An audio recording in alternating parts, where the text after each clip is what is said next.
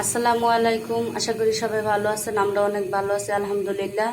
আজকে আপনাদেরকে দেখাবো একটা নতুন রেসিপি, বটবটি আলু দিয়ে ডিম দিয়ে রান্না করব। এখন আমি ডিমটা ভেজে নেব।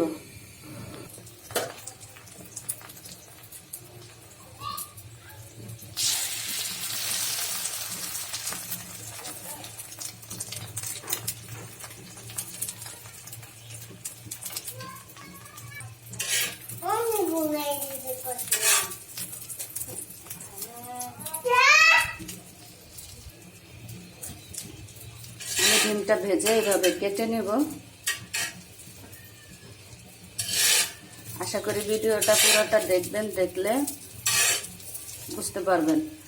আর আমার ভিডিওটা যদি ভালো লাগে চ্যানেলটা সাবস্ক্রাইব করবেন, লাইক কমেন্ট করে জানাবেন, লাইক দিয়ে কমেন্ট করে জানাবেন।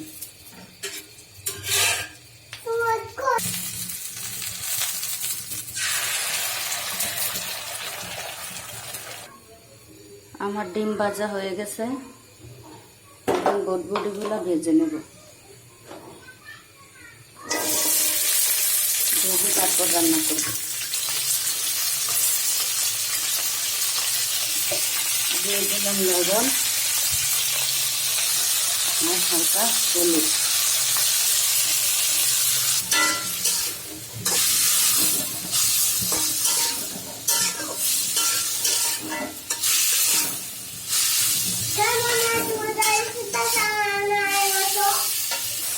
আমি একটু নেড়ে ছেড়ে ভেজে নেব। বটবটিটা পুরো কালার হওয়া পর্যন্ত আলু আর বটবটি ভেজে নেব।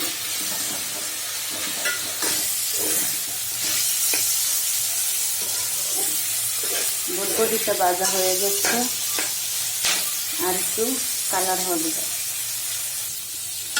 আমার বটবটিটা ভাজা হয়ে গেছে, এখন উঠায় নেব।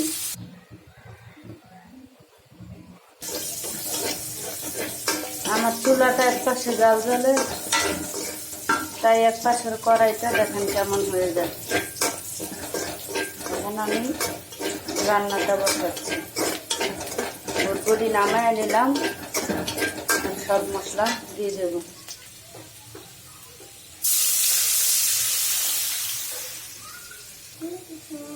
দিয়ে দিলাম আদা রসুন বাটা। এবার দিয়ে দিব হলুদ মরিচ।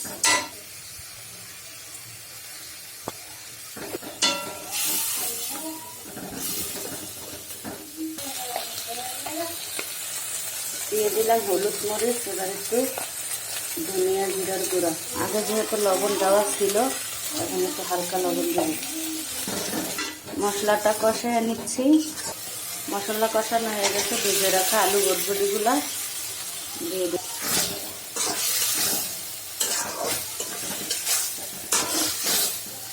নেড়ে ছেড়ে এগুলো একটু কষিয়ে নেব, তারপরে ঝোল দিয়ে দিব।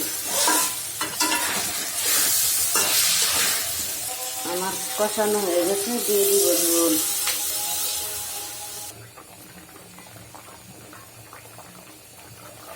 এখন দিয়ে দিব ভেজে রাখা ডিমগুলো।